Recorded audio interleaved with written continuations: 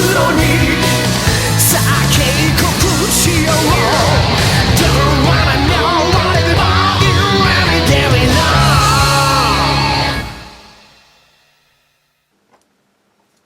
Hello everybody, Primus Productions here, and today I'm going to be doing a Transformers The Headmasters review. As you can see, this is Hardhead, and I got this from a store called In Demand Toys in Comic-Con back in London in October for £30. I got him second hand, so there are a few pieces missing, including identical green, well, a mirror image of this green gun actually, as you'll find out later, as well as a grey panel that covers the tech specs here. So first let's take a look at the vehicle mode. There's a main barrel here that is on a hinge here. It's not fixed securely on a pin joint, it's held together by friction, so it kind of rocks from side to side when you try to rotate it on the hinge. If I had the other cannon, it would be attached here, so that would give you 3 barrels in total. It's a Cybertronian tank, so it doesn't have a turret and it's practically asymmetrical, at least from the front. On the side you have stickers here and here, and they're pretty much the same here. And there's also stickers in robot mode here. And as you can see here underneath, Hasbro 1987 and Takara Company Limited 1987 Japan. On the back there's hinges, and on the front treads there are 2 Autobot insignias, and there's also a rub symbol here. You can almost see it. Let's see if it works. Might not show it properly on camera. Nope. Okay, so one of the other gimmicks of the Headmasters, apart from their heads transforming into humanoid or sometimes non-humanoid figures, is that the figures themselves become, I guess, minifigs, action figures. What's the word? Anyway, these can sit in the cockpits of whatever vehicles the transectors turn into. So this is the real Hardhead. That's the body, the bigger body of Hardhead in a tank form. Now the articulation for the Headmaster is only shoulder joints on the arms, no elbow joints. You can bend here at the hip, but the knees are also on a pin joint, so although the shins and the feet are separate, the knees are not. So one pose you could get him is a sitting pose, and that's adequate position for him to sit in the cockpit of the tank here. Just laying back like that.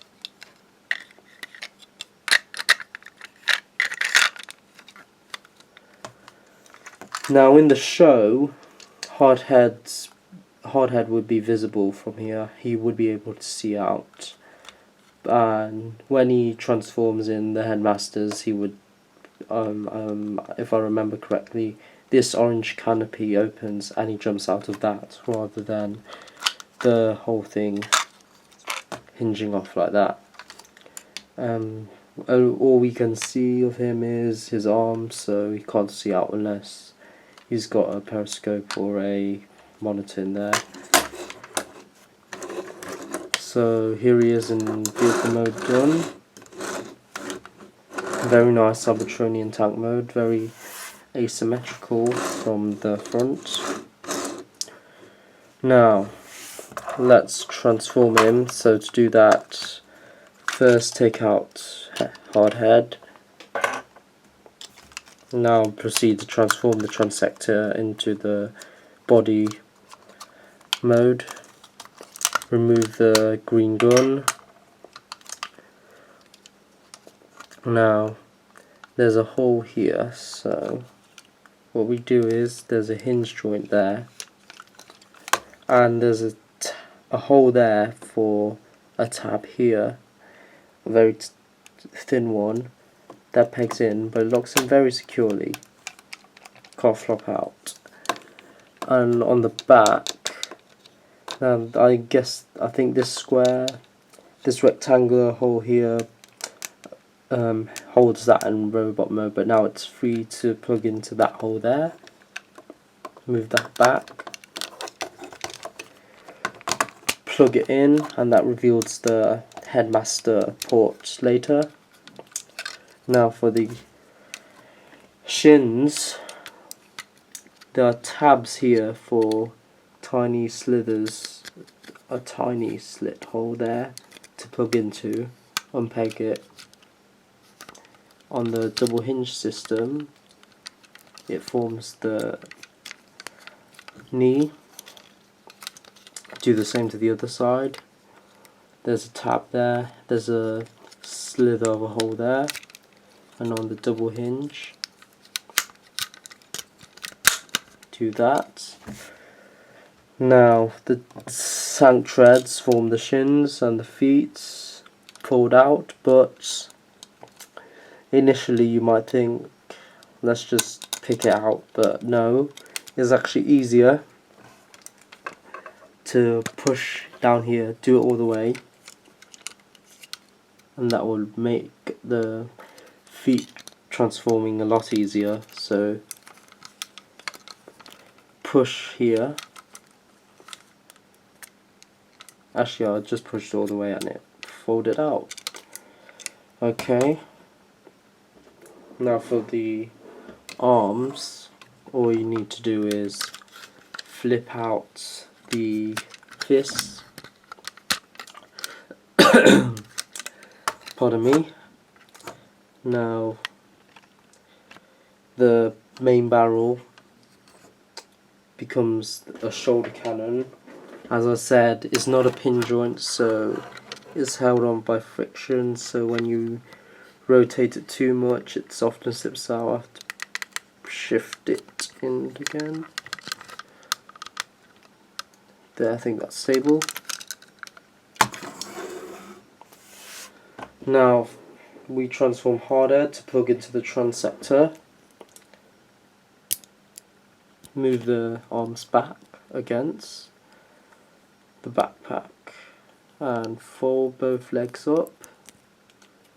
Turn them around upside down, and this panel here moves up to reveal Hardhead's face in his full robot mode.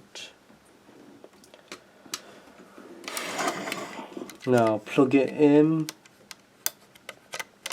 and it reveals the tech specs, and the way to do that is that these, which are on the shoulders,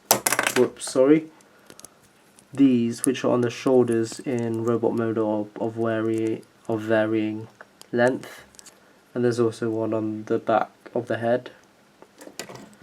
So you plug this in,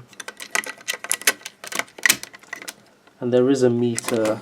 There are lines here to tell you how much, and his speed is I guess exactly 5 or not, and what, yeah, his speed's around 5, his strength's 10, and his intelligence is slightly higher than the speed, because the intelligence is to the top of the groove representing 5, while the speed is somewhere in the middle.